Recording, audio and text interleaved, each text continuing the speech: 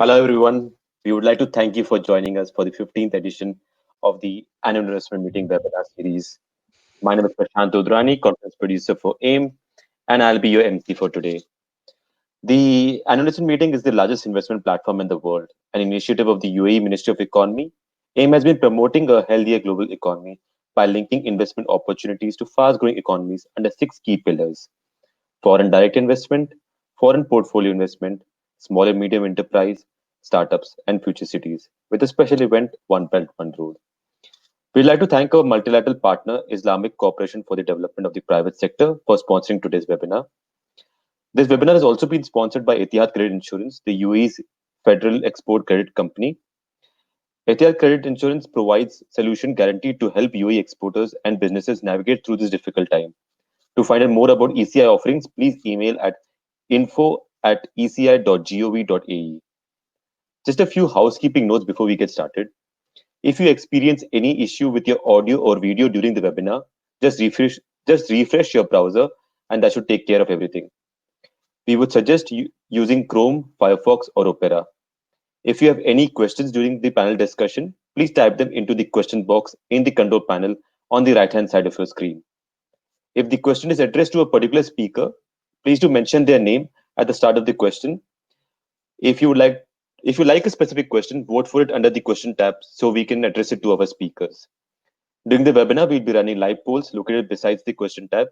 We would request you to participate by casting your votes. In the webinar today, we'll be covering the topic Financing SMEs in the Digital Era from Pandemic to Recovery. Our speakers will be covering the following points: various means to finance SMEs in the digital era, different challenges encountered by SMEs, effective strategies to overcome such challenges. I would now like to introduce the moderator for today's webinar, Ms. Tuba Terekli. She is the international business development and investment expert with a focus on futurism, innovation, tech development, and equity investment. She is an avid supporter of entrepreneurship across borders and an angel investor. She also serves on many for-profit and non-profit boards locally and internationally. Her current roles are executive advisor for Fakieh Group and GM of Avon Saudi Arabia and Saudi B20 Task Force member in infrastructure and investments. She'll be joined by a panel of experts. Ms. Tuba, I would request you please take it from here. Thank you so much for the wonderful introduction, and a wonderful thanks also to the whole annual investment meeting family, to yourself and Lulu. And with that, we have a wonderful panel today. I would like to begin by introducing our panelists and calling them onto the stage. I would begin with Dr. Karim El Solh. Dr. Karim is the co-founder and CEO of Gulf Capital, one of the largest and most active alternative asset management firms in the Middle East. And under his great leadership, Gulf Capital has been associated with some of the region's most prominent private equity transactions, and of course has won numerous awards, including the best private equity firm in the Middle East for 4 years in a row. That's quite a feat. Gulf Capital is currently managing $3 billion in assets split across 3 investment strategies: private equity, credit, and mezzanine, and of course, real estate investment focus. Dr. Karim, welcome. Thank you for having me. I'm very excited to be part of this panel today. Thank you. Our next panelist is a very impressive background. Mr. Nath founded UGRO Capital in 2017 with the vision of solving the $600 billion SME credit problem in India. I guess we can all relate to that problem, and a major impediment to both SME growth and financial inclusion. He raised close to $130 million from a diverse and marquee list of investors, anchored by 4 leading private equity firms. In the ensuing time, UGRO has grown to 165 employees across 9 branches throughout India, and has launched its proprietary direct digital lending platform, which aims to provide non-intermediated channel by which Indian SMEs can have direct access to financing. Wonderful work. And Mr. Nath, welcome to our panel today. Thank you. I'm really excited to be on this panel and talk about SMEs in India. Wonderful. And Mr. Shin, a 30 under 30. Wow. And a Kaufman Fellow, founding manager at Sharuk Partners. Shane spearheads Sharuk Partners, of course. And Sharuk is a leading seed venture capital in Middle East, North Africa, and Turkey. And he has built his career as an investment professional, investment banker, and entrepreneur in the US. He worked at UBS, TD Securities, and Global Foundries. And Global Foundries, as you might know, is a wholly owned subsidiary of Mubadala Investment Company with $250 billion Abu Dhabi Sovereign Wealth Fund under management. Mr. Shin, welcome. Thank you for having us. Really excited to be here. Thank you all.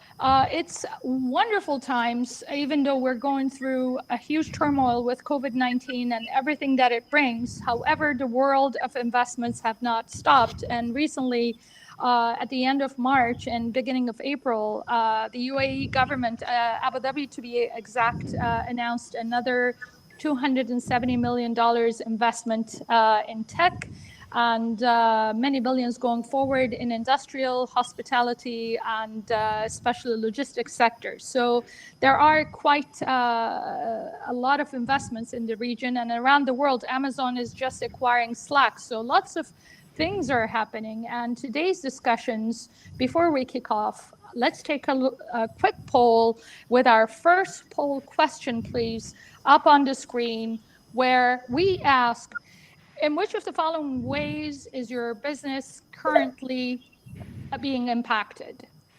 And please submit your poll answers so we can take that poll and see the response. I'll give you 1 minute.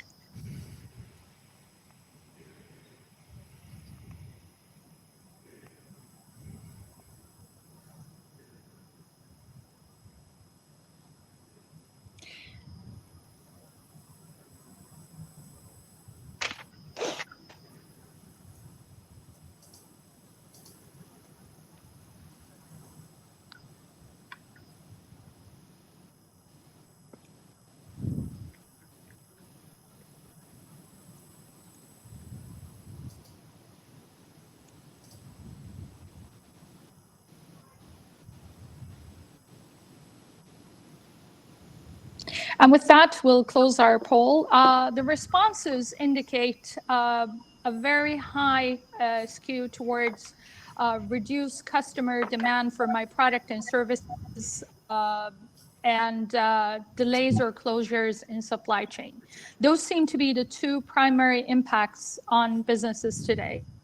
And few, close to 20%, have said increased demand for my products and services. And that's absolutely the best thing to hear.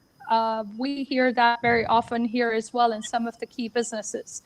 And I want to ask you, gentlemen, starting with you, Dr. Solh, if you could tell us what really changed for SMEs.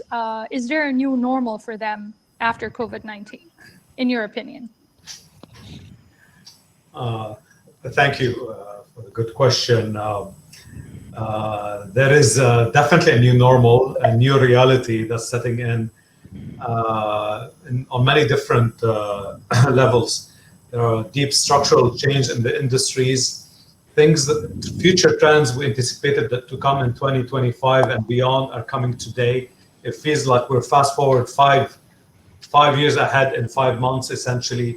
So a lot of the trends we saw before are here today, from e-commerce to telemedicine to fulfillment. Consumer behavior has changed dramatically and possibly permanently. And we all have to change the way we operate our business to survive in the new normal, essentially. So sobering times, but also interesting times that there are pockets of growth, new ways of doing business. And I do believe basically every crisis has a winner. If we're able to innovate and launch new business models, we can survive in the new normal and actually prosper and grow. Wonderful to hear. So there's always hope. Mr. Nath, anything you would like to add to that? What's your new normal in India? Is there any? Yeah, so I think so. There are these are two different things for when it comes to lenders like, especially the new generation lenders like us, which is banks and non-bank financial institutions, and for SMEs.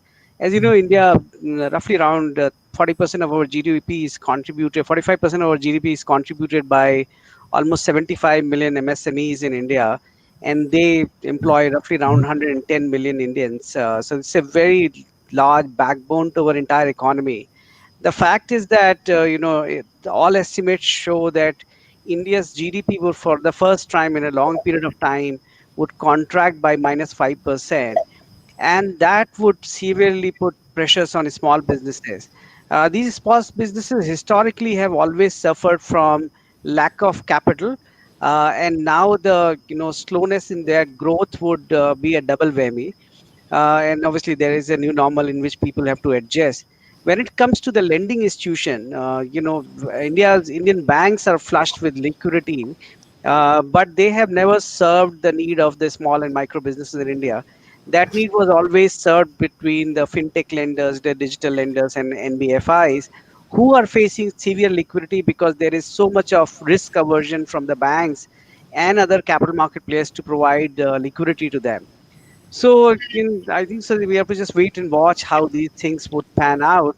But obviously, this is a difficult time for both institutional lenders as well as small businesses.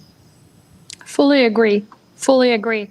And Mr. Shin, if you would like to continue on that, you are bridging two worlds between South Korea and UAE. So your thoughts?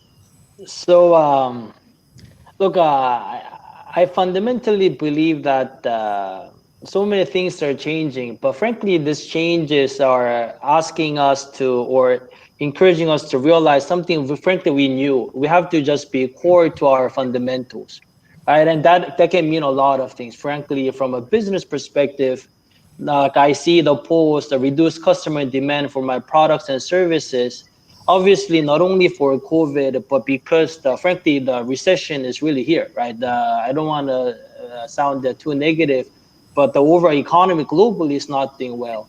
Then you really need to ask, is your product and service essential? Are you really solving the right problem? But these thought process is nothing new. In my view, whenever there's a crisis globally, it just makes it even more clear that we need to always be providing value. And if we're not providing value, you are gonna suffer from one form or the other. And if not today, in the future, when everything is going well, it's always easier to mask that. But in these times of it's the critical moments, everything becomes astutely clear, and we just need to be core to our fundamentals. And I'm sure throughout this panel, we're gonna talk a lot more about that. So for now, I'll stop here.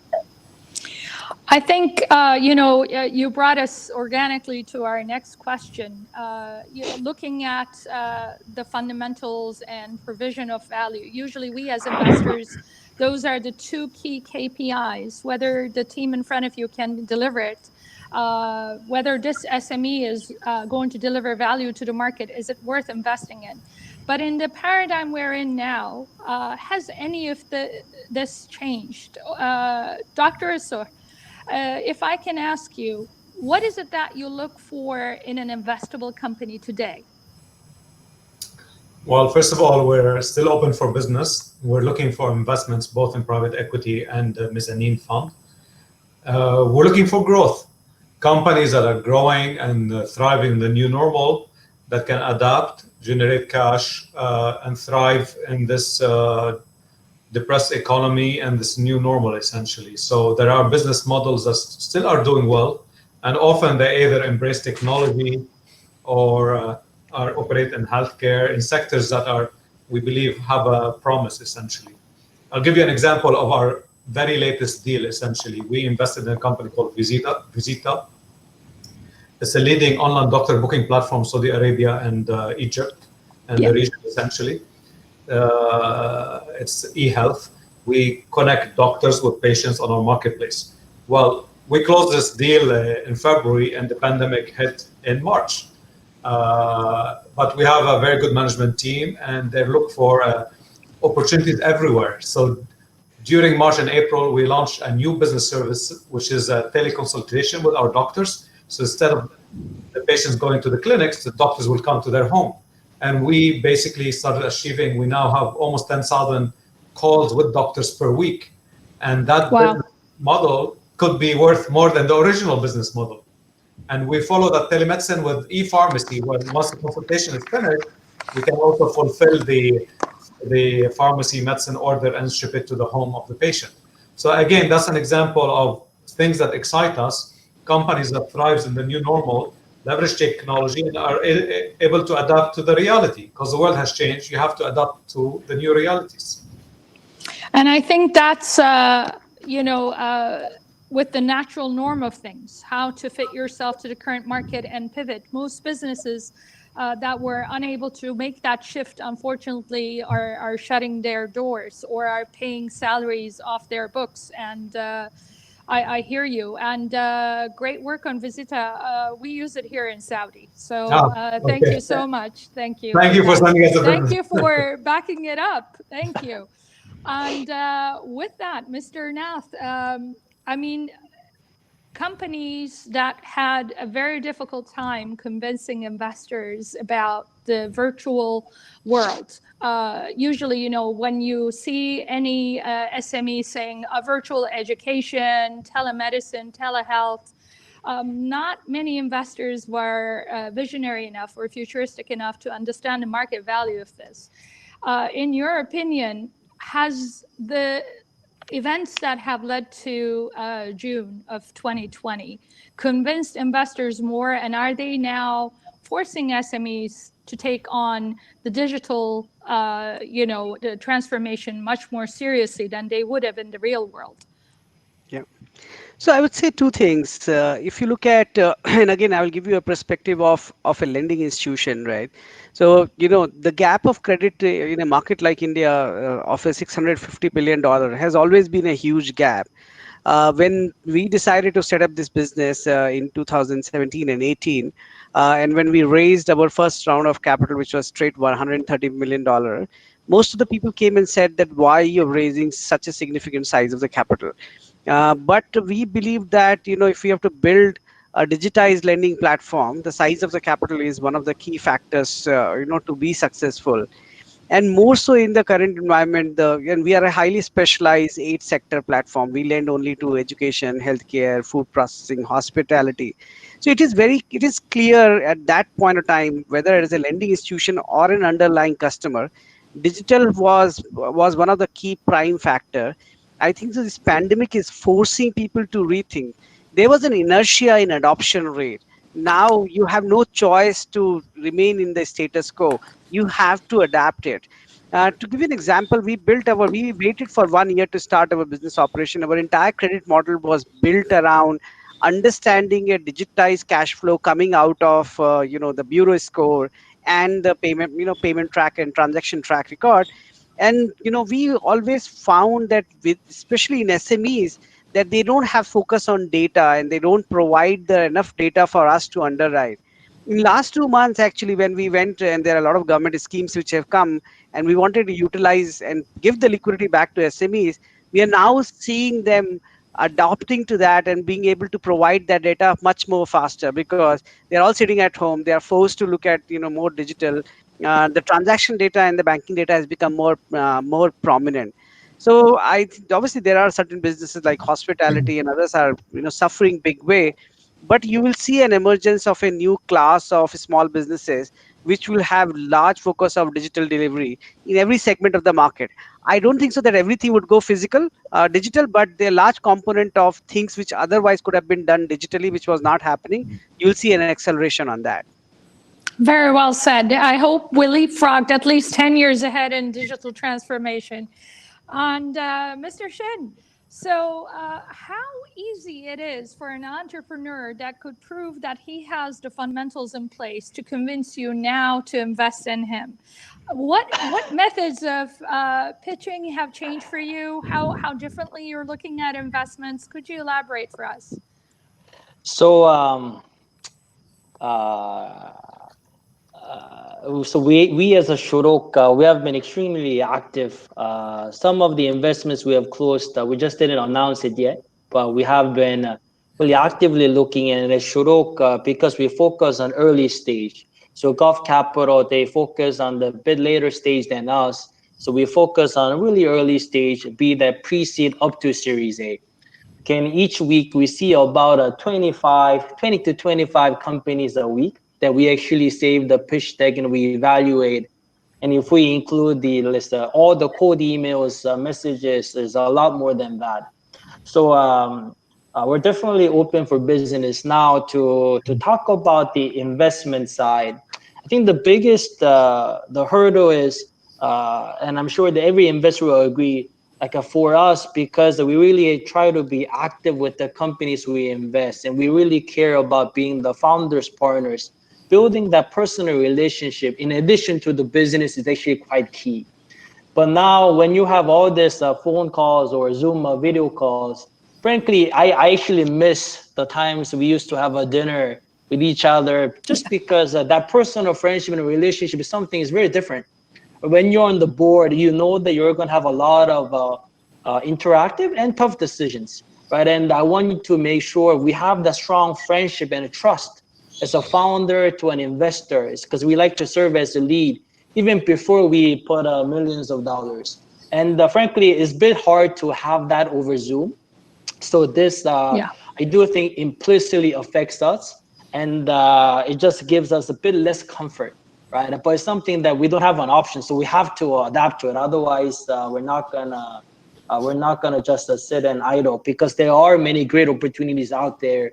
Frankly, the crisis always results in the best entrepreneurs, best startups around the globe. That's one of the human formula that has always been working throughout the ages. So we believe that this crisis will also result in many interesting opportunities, especially early stage. So we have been extremely active trying to find early stage entrepreneurs. They don't have to have an idea, actually, some of them. If we like them, we actually tell them the ideas we love, and they try to actually do it together. So that comes back to, again, if you have an amazing idea and the ability to execute, really execution is the secret IP, not the idea. So if you can show that you can execute in one form or the other, we would love to find ways to work together. Absolutely. Thank you. And just a tag on question on that. Do you invest regionally or only locally right now? Yeah, so as Shuruk, sorry, we didn't really talk too much about that. We focus on MENAT, and really Saudi, UAE, Egypt, Bahrain, Jordan, all these countries is our sweet spot, and we're heavily looking at the MENAT region. Wonderful to hear. Wonderful to hear. And with that, I would like to call on the second poll question, if we may, please. From a financial perspective, how do you feel about the future of your business? And we'll give 1 minute for that to be resolved.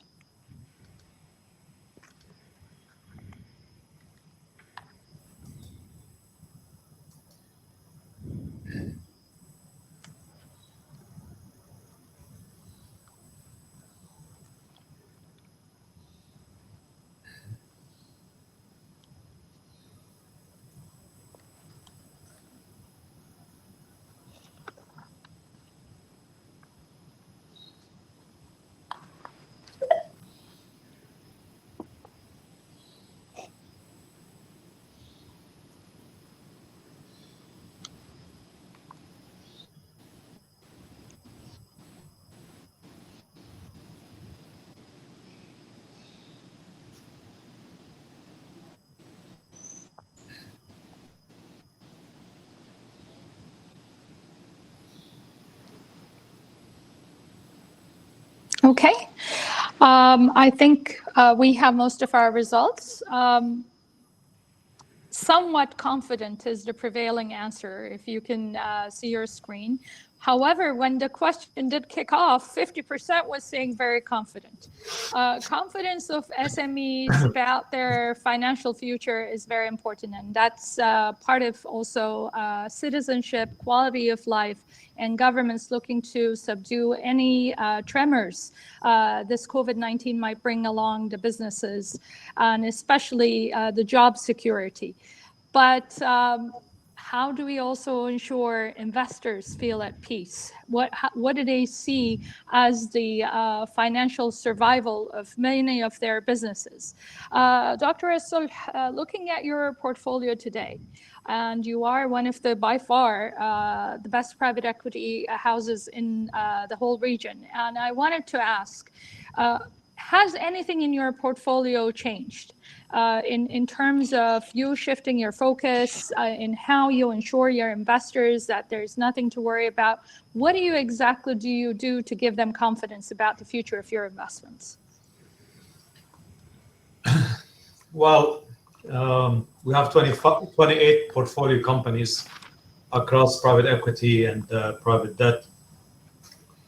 And they're not all doing super well. Some are being impacted by the pandemic and by the slowdown of the regional economy. But we're being proactive. We have a large operating team. We're going to our companies. We're fixing businesses, reducing burn rate, refocusing the businesses towards where the growth and profitability is. So we're rolling our sleeves. We're firefighting where needed, but also we're being proactive. I tell every portfolio company we have to play offense, not just defense. I think the last quarter we stabilized our companies. Now we're looking to see how can we grow and grow market share, launch business lines, and get back on top on the other side of this pandemic. So we're a very active investor. We have a large suite of operating partners. We go in, we fix companies, we redirect them, we inject liquidity if required. We have a large number of funds to support our companies, and we wait the recovery to come back. So while 2020 is soft, I think regionally the economies will contract around 5%. 21 looks like we'll resume growth around 2% across the region, essentially. So we're preparing to grow back next year. So it's about stabilization and preparing ourselves for that growth wave when it comes back. My question is to Mr. Nath. Do you think the growth wave will come back?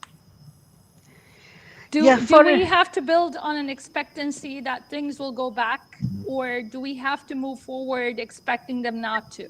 This is the only word that I have. Yes. So I can tell you more about, India has been the second fastest growing economy for a reasonable period of time. I think so for the first time, we will experience a degrowth. But my sense and expectation, the way, and among our 10,000 plus small business customer, we have now during this pandemic and lockdown have contacted them thrice. And in the first 15 days or 10 days of the unlockdown version 1, the speed at which businesses have been able to resume operation, supply chain financing demand, with the way it has come back, I think obviously there will be a lag effect. But my expectation is in that by the last quarter of this year or next year, or by FY21, India should get back to normal, and we will not go back to 8%, but at least India should start growing back at 6.5%. Is my belief, and because of that only, we are actually double accelerating the size of the businesses which we will build. So we have taken this, and that's also a function of that we are so well funded and that we have a large capital base, unlevered equity. So we are accelerating and we are getting ourselves prepared to capture the growth when it comes back. That's our current view. You both give me so much hope, Dr. Solh and Mr. Nath. Looking forward, whatever we missed, it was a miss, and whatever we're going to hit, we're going to continue looking for more, and growth is the primary metric in your vision and hope. I can't wait to find out middle of next year. Hope we do this again and discuss the results. I would just add one thing in this. This is more to Shane's point, wherein he said he feels uncomfortable of not being able to physically and socially meet with people and be comfortable. In our credit business, actually, I've seen our underwriting team, the fundamental belief have been that unless you meet a borrower, and especially a small borrower physically, you cannot give a loan, right? In last 65 days, that has shifted dramatically. So the last mile physical connectivity, meeting with people, shaking hands, and having that feel have become irrelevant. And what we realized that actually it was never necessary. It's just that we have been trained to do that way. And that's where even in lending process, we have now reached to what we call 95% of digitization rate. Even the last mile physical connectivity, underwriting, all of that is happening digitized basis. And if we achieve that, then the acceleration of the credit growth, which leads to the economic growth, is much faster. So I think so that gives me more confidence that some of things which we have just done it by, by human nature would change dramatically. Definitely. But I do hear Mr. Shin's, point on human contact. As an early VC investor and as a person who ran accelerators throughout my career, without that human contact, it's very difficult to decide whether a team is going to take forward your investments. But there are key metrics, and AI seems to be helping out a lot. So to that, dear Mr. Shin, is there any certain KPIs that you have changed throughout what has been the last 4 months? And also, are you using any AI or predictory software when an investment comes your way to decide what could be its trajectory? So thank you, and this is really core to what we do. So I would love to give some thoughts here. So a lot of people, when they say VCs, they actually I think some entrepreneurs believe that VCs actually don't do a lot of fundamental analysis. Some think that we just draw the market size, do a top down and say, oh, this number of times, this number of people, so we draw the market size. But it's actually a lot more than that. So to respond to your question, the few key KPIs that we care actually about, even pre-COVID, but really important for COVID is, for example, recurring revenue profile. I'm sure this is so key for Dr. So and also Dr. Naf for a credit, for PE. This is really core to fundamentals. If you are solving a real problem, if your product is actually creating value for the customer, in my view, they should be willing to pay back over and over, regardless to the discount, regardless to all those, let's say, noise. So repeat customer dynamics, retention rate is so key. And that also translates to recurring revenue. And third, also really important here is the unit economics healthy, right? So as an early stage startup, we actually see that, and a lot of times early stage startups, they need to invest to get to a certain level. So I can argue that to a certain degree, unit economics might not look so healthy. However, we need to have an absolute alignment that the unit economics will be healthy at certain level. In times of COVID, if you invest in a business that has a healthy unit economics with strong retention rate, strong recurring revenue, this is the time to play offense, like Dr. So mentioned. Right. So these are really just the high level KPIs that we care, frankly, even before COVID as a shuro, because I also come from private equity background. And I love that approach of looking at the fundamental investment style. But even as, like I'm sure every disciplined investor is focusing on these now. Absolutely. And I think it's the entrepreneurs and SME owners who should understand a little bit also of the mindset of an investor, and to deliver those KPIs. Recurrent revenue is a very fundamental core of any good business. How many people will come back to buy, how many repeat customers you have, what's your base, are you growing in your sector?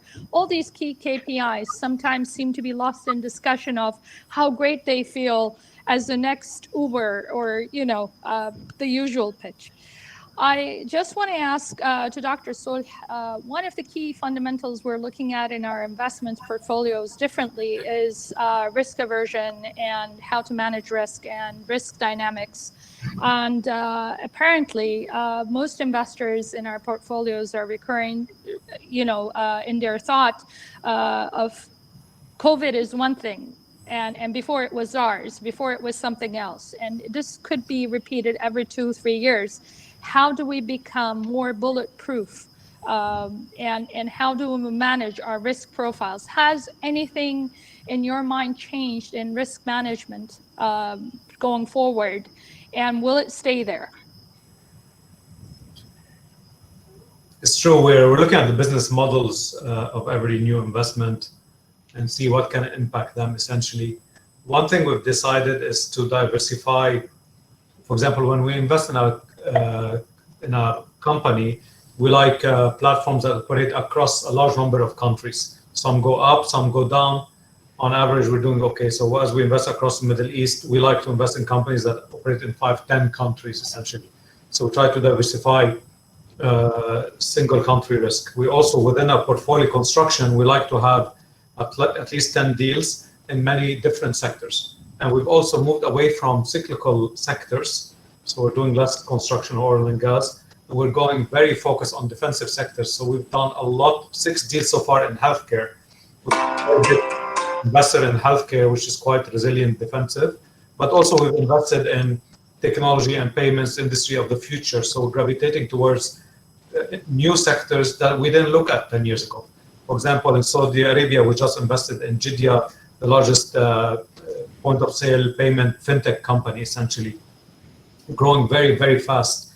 It's a bet on the future 2030 vision in Saudi Arabia, moving towards a cashless economy, essentially, and it's a new thing, but the growth is going to be very exciting. So when you invest in high growing sectors, you also mitigate any risks or bumps you may have because the growth makes up for any bump you may hit, essentially. So diversification across countries, across sectors, and focusing more on defensive or technology related industries. Well, very nice strategy. We should be sourcing investors to you as we speak as well to grow your fund. God bless. Thank you. Thank you. At this point, I want to take a question, and Mr. Nath, I will direct it at you because you deal with a vast number of SMEs in India. What are adjustments that SMEs need to do to survive and grow post-COVID-19? The question is from Kausar Nazia. Sure. So I think there are two things which one should remember. If you are looking to raise debt capital and you are a small business, historically you have always approached a lender basis your historical financial performance, which is your balance sheet and your income. For a foreseeable future point of time, that is not relevant anymore because how you have done your March of 2020 would not be reflective in March of 2020 and 21 because there is a new normal which has set in. And most of the small businesses across the globe, and I'm telling you this by experience, talking to people, even comparative like an On Deck, Cabbage in US, Lending Circle, players in UK, that most of the lenders are struggling with the fact that how they lend to a small business again, having no financial data to analyze and basis which they can come up with what kind of lending can be done. I think it is important for small businesses to find a way to show the promise of the business, and that is what is even what you look at when you are private equity investor or venture capital investors are looking at to do that. Even for lenders, you have to do that. So, for example, we just launched an AI-based platform wherein every prospective borrower, we are saying that you have to connect us to top 50 customers of yours, and there is a poll data which you have to give to us. So that poll data we are combining with financial data and coming up with some form of a credit limit. So I think so for small businesses, they have to find a way to show the promise of their business to lending institution rather than just relying on the financial data is one of the most important thing. Otherwise, the capacity of raising capital would become very, very constrained. I fully agree with you. Do you think crowdfunding or syndicate investments, as they're happening on virtual platforms, have any added value to that? So look, all of those new generation funding sources to businesses are all driven by whether it is crowdfunding, whether it's peer-to-peer lending, and so on and so forth. They were all product of good times, wherein generally there was lack of data or there are lack of comfort, and people believe that a particular business would do well. At this point of time, across market there is a massive trust deficit. People have no ability to judge whether a business would survive or not survive. For long term, obviously, some of those things and platform would do fairly well. But for the temporary period of next 24 months, it is to going back to fundamental, being able to showcase the resilience of your business, product, quality, service, and customer, which will help you to raise capital from any source, actually. I fully agree. And Mr. Shin, you seem to have put out a torch of hope out there. We are getting a series of questions on this. You said, they don't need to even have an idea. Most of us would invest in a business that has proven an MVP, the team structure, the validity of the model within the market, at least, some bootstrapping. But you're saying they don't need to even have an idea. So when they come to you, you just want to make sure they themselves fundamentally have all the right stuff. And it's so difficult to meet them in person. So knowing most of our regional SMEs and entrepreneurs, they are of trader mentality. I'll buy this from somewhere, sell it off to somewhere else. I'll make the buck in between. Very few of them are innovative enough to actually drive companies, and there are a few that can actually execute it. So today, again, this question is going to come to you probably 3 times. How do I approach you exactly? Give us the steps. How do I approach you if I happen to have an idea? Or nothing. I'm just a good person, and I want to tell you, give me the idea and invest in me. And this question, honestly, is one of the most popular questions, and I learned over time I have to respond well because we really try our best of the best to respond to every single entrepreneur who reach out to us, and there's a lot, right? So so the quick and the most clear answer is always the warm referral is the best, and the warm referral can come from a variety of sources. Co-investors, like our website already lists all of our portfolio companies. If you know any one of those founders or anyone who works in those companies, find a way to get to the warm referral, right? That's, in my view, honestly, the high priority and the high quality way to reach out. Or like otherwise, if you just email us through LinkedIn, through WhatsApp, through a phone call, because we get a lot of that, we do still try our best of the best to respond. And I'm pretty confident we responded. And if we did not respond, do reach out to me, and we actually will apologize. It's not who we are in terms of character. But what I can tell you is there is a huge, like people here, we're not accessible. Like if you as a founder actually cannot figure out a way to get into in front of someone, is actually implicit way to do a DD, because you as a CEO and a founder, like frankly, you're gonna be doing the selling job, regardless to at what point in your journey. So in my view, finding the most appropriate way to at least get a few minutes to speak and show your journey, I believe that's a really important skill set. It's not easy. No one is saying that it's easy, but like with hustle, with a lot of warm referrals, even cold email, like it can be done, and you just need to really be disciplined. And I'm sorry that like I'm sure this is one of the most common complaints that entrepreneurs have for every VC, every investor, because I understand you guys, I understand entrepreneurs are desperate for capital. Look, even investors who are in this, we have been fundraising, right? It's not that easy, and we're all startup, like a Shurok. We have only been around for 3 years and a half, and I can humbly tell you, I'm also a startup. I resonate the same challenges the startups face. For example, the scalability, the talent, but we face the same issues when we raise capital from our own LPs, and really warm referral is always the best way. Wonderful. And warm referrals, not LinkedIn, bombarding your inbox with 100 messages a day. I got you. Yes. We all suffer that, unfortunately.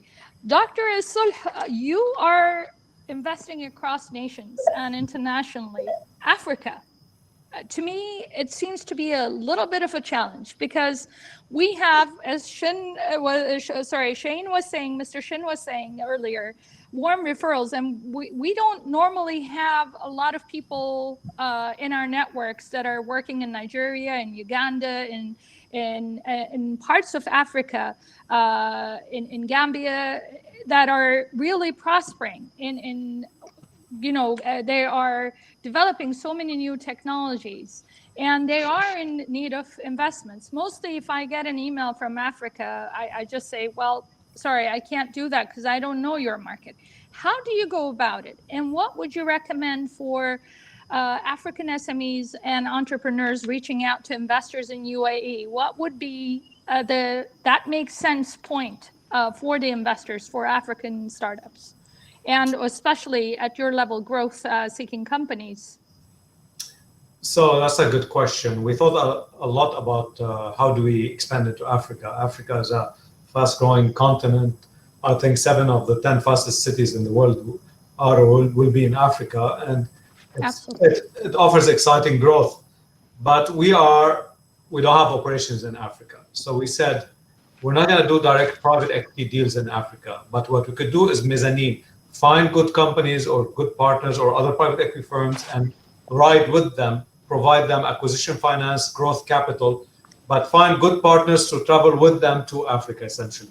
So today we've done probably over a dozen transactions in North and East Africa, essentially, in a number of sectors, in logistics, in petrochemicals, in manufacturing, in technology, call centers. So we find great entrepreneurs and we provide them growth capital, ideally with other investments of private equity firms, essentially. So we're not going alone in Africa. We tend to find partners and together we crack Africa. The other thing I wanted to mention is I'm surprised how many great companies that play throughout Africa are based in Dubai. In a way, if you want to crack Africa, you have to go to Dubai. Dubai has become like the capital of emerging markets. To go, whether you want to go to Southeast Asia or Africa, from Dubai, you have great entrepreneurs that have launched a number of businesses in Africa. So sometimes we capture them in the UAE and we travel with them through to Africa, essentially. So it's interesting because people don't realize, but Dubai is the single most connected city into Africa from flights and logistics and infrastructure, essentially. So it's a great segue and entry, especially in East Africa, essentially. Markets have a funny way of showing how the West behaves. And in Middle East, we also have our matrix and so many providers of databases and analytics that show to us how certain sectors are behaving and how certain companies after their fundraise are thriving and so on.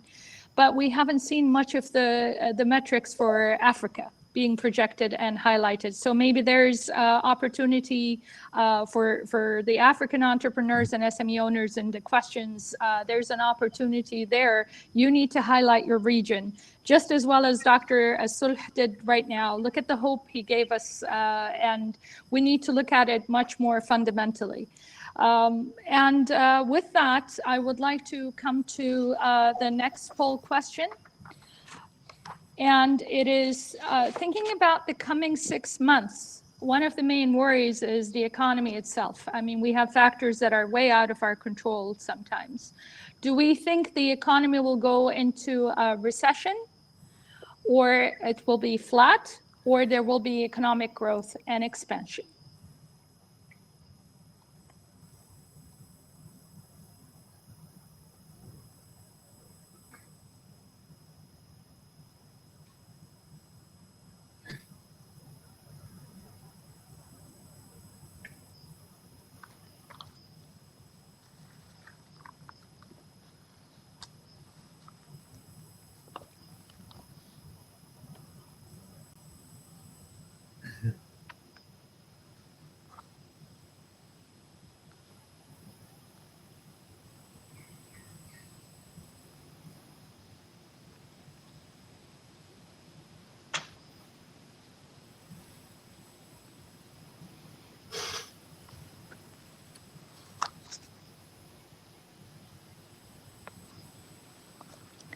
Okay, thank you so much. And it looks like, way above 60%, 65% in my screen right now is saying it will go into a recession. And it's about 30% are saying a flat, and the rest are saying growth and expansion in the same hopes that some of us have. Recession is the news that everybody has been shouting. Unfortunately, this COVID didn't come alone. It came with oil prices receding, and it came with the events in the US, and it came with so many events in Lebanon and other parts of the world. And it seems to be having a domino effect on morale of the SMEs. It's one thing to have hope and to drive your company, but it's another thing when you feel there's no light at the end of the tunnel. This is a vision into 6 months from now, and they're thinking they're going to go into recession. As a lender, Mr. Nath, what would your advice be to SMEs to survive this? Yeah. Before I said, I should tell this to Dr. Karim and Tulu, that one of the market which you should look as a diversification is also India, right? So I know Africa has been very attractive and Gulf has been very attractive, but India continues to be the largest market. In fact, among my investors, I have Samina Capital, which is also a fellow investor from the Gulf market itself. But just come back to your question. This is going to be a difficult time. First, next 6 months. I think that the only difference being, especially from the some of the Gulf economies, wherein the oil price going north is a added difficulty.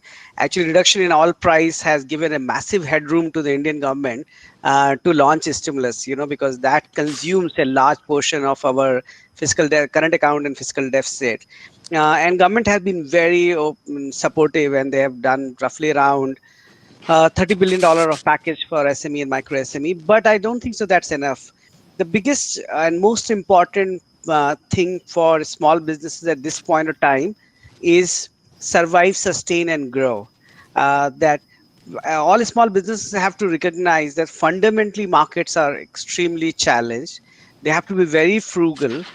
They have to look at every element of their cost, reduce that, and then sustain for next 3 to 4 months, and then think about growth. We are advising this to all of our 10,000 plus customers, saying that we are here to support. We are here to extend more credit to you. But what we want to see from you is that if we extend credit to you, you should not die down in next 3 to 5 months. So tell us by data that what would give us the confidence as a lender that you will not die down. Mortality is not there. You'll be able to sustain and grow. And that's the way we are structuring our new credit, wherein we are only giving them new credit with moratorium, where they don't have to pay us the principal. They can only service the interest. And then from that point onward, they grow. So businesses which are in denial mode, where they think this is something temporary, this would change, and all of a sudden God would be very kind and things would come back to normalcy, I think so they won't survive. So my advice would be, please be very frugal, look at every cost element, survive first, then you sustain yourself, and then think of growth. Absolutely, absolutely. And Mr. Shen, one of the questions we have, and that will be the last question we'll be answering from the group, is UAE in itself has across 37 plus free zones. And do we think that free zones are a solution for SMEs to grow around the globe? Should we expect to see more of them popping up across the globe? Tariffs, duties, customs, and the lack of support, especially in the supply chain and infrastructure, has been a huge impediment. And as our earlier poll shows, about 40% of the businesses were affected and continue to be affected. So do you think free zones would be a good solution? And are we to see them more? So I really think it depends on your business sector, right? Not every let's separate a few thoughts here. So if you don't have to be in the free zone in terms of business operation, but you want to raise external capital from sophisticated investors who would kind of demand those standard, there's international laws or those common protections, then you can set up your holdco and still run your business out of non-free zones, which tend to be a bit more cost efficient, and that there are some benefits. However, if some businesses, actually like a lot of fintech businesses, frankly, they don't have an option. They actually have to be like a base in, let's say, the IFC, ADGM, also Bahrain. There are a lot of those jurisdictions. So it really depends on your business model. That's one. And also you have to factor into the cost, the regulation, your fundraising journey. It is if you want to be like $1 billion company, it is a bit more difficult to raise that just by having an onshore entity. Right, so I just wanted to highlight that. So Tuba, if I may, I just wanted to add one framework of COVID or this, let's say, this recession that Please. Mr. Nav just mentioned. So this is something that we do at Shuruk, and I thought perhaps it could be interesting exercise for all of us.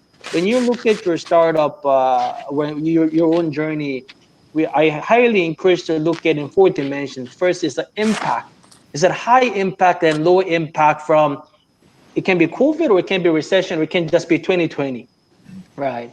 And also we look at vulnerability. Can your business survive for the next 6 months, 9 months, or 12 months? So you can be high impact but low vulnerability. Okay, you can be super impacted from business line in every measure, but your cash situation is great, like you have done something great, so you're actually low vulnerable. Or you can actually be low impact, but you don't have, but the raising capital is very difficult, especially for the next several months, so you might Absolutely. actually be in a high vulnerability, right? So I think, going back to what Mr. Nav was saying, you have to really have a critical assessment of your situation and do high impact, low impact, high vulnerability, low vulnerability. Then you can really make the ruthless and the factual decisions. Hopefully, you don't have to be the nicest guy to survive. You have to be disciplined guy to survive, Right. and they will make you the nicest guy afterwards, right? Yeah. So I just wanted agree. to highlight I that. fully agree with that as well. You know, the matrix is very important where you position yourself and to be able to visualize that to your investors and to give them confidence. Investor confidence is what's amiss right now, and liquidity in the markets. As Dr. El Solh said, he's doing forefront work in that. And talking about the last point I want to ask you, Dr. El Solh, so much in our modus operandi has changed. I mean, they have a saying, you know, people used to crave to work from home. Now they're craving to work from office. Has anything fundamentally changed for you as Gulf Capital that you won't be going back on? And you say, this is done. You know, the next 40 years, we're not going to do that again. Has any such change happened? Well, interesting. Our companies are across the Middle East and Africa, and we were already communicating remotely and working remotely, and now we just do it from home. And we've seen no drop in efficiency. If anything, there's less disruption, and you can spend more time strategizing and communicating. And so it makes me think, do I really need to be in the office when I can be at home working in a quiet environment and spending my time efficiently? So we'll definitely do less travel. We used to travel all the time to attend to our board meetings. We can do them online. We leverage technology where possible. But also from time to time, it's nice to connect maybe once a year, essentially, with investors or portfolio companies. But definitely, we're going to be doing less traveling, more working from home and the office, essentially. And possibly this could be the more efficient way. Like, I'll give you an example. The last week, we had 4 annual general meetings for our private equity and private debt funds. We did them each one in 1.5 hours, super efficient, very quick to the point. And every single investor said this is a way to go forward, essentially. Efficient, quick meetings. They didn't have to travel in. And already they're telling me, can we hold next year's general meeting? I'll say, okay, maybe something's are changing. That's impressive. You know, if we tried to do that last year, they would have said no. Right. You know, choose the city where you all want to meet. So that's great progress, actually, to the mindset of the investors. So there's lots of hope. And with that, I want to do our last poll question, please. And the question is, As investors, what has changed? Your investment sector focus, the size of your investments, more local focus, or more international focus, or nothing has changed?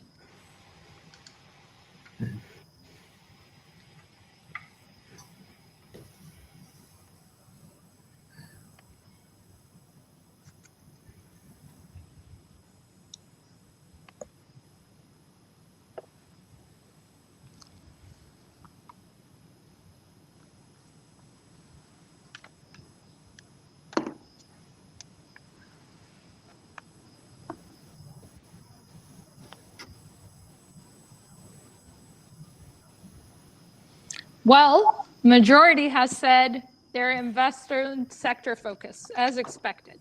I think people are looking more at virtual businesses and at cross-border businesses, and especially in logistics.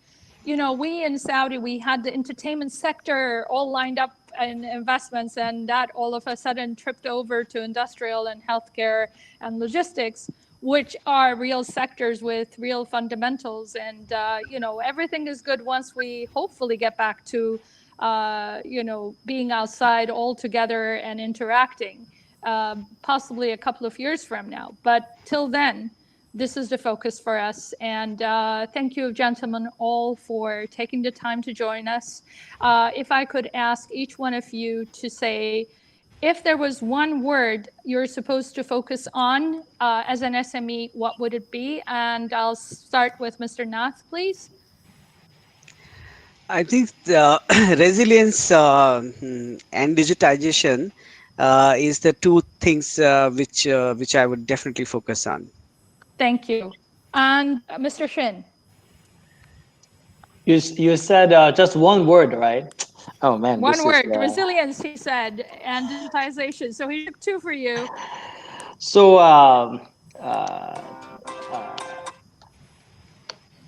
Let's say retention, retention of what you have. Again, is really really fundamental. And second, also staying optimistic. You know, we gotta stay optimistic. You know, and this has a priceless value. Like if you're smart, if you're optimistic, you can survive everything actually. So just don't lose hope. Thank you. And Dr. El Solh. If I had only one word, it would be innovation. It's time we all reinvent how we do business because there's a new normal. Wonderful. My one word is grit. And thank you all so much for joining us. Back to you, the team at IAM. Thank you, everybody. Thank you, guys. Thank you. Thank you. Bye-bye. Thank you. Thank you. Thank you so much. Thank you to all of our panel of experts for joining us today and taking the time out from their schedule and sharing their thoughts and perspectives with us. I would like to thank once again our uh, multilateral partner, Islamic Cooperation for the Development of the Private Sector, and Etihad Credit Insurance for sponsoring today's webinar. If you would like to have more information about the services Etihad Credit Insurance has to offer, please visit their website www.eci.gov.ae or email them at info@eci.gov.ae. I would also like to thank our audience for joining us today and for sharing their questions. The link to today's webinar video will be sent to you via email. We are also conducting a short survey to get your feedback on today's webinar. The link to the survey will be shared to you via the chat and via email. To register for our next webinar scheduled for the 11th of May 2020, please visit our website www.aimcongress.com/webinars. Also follow us on our social media channels to keep yourself updated. Thank you all once again. We look forward to seeing you on the 11th. Thank you.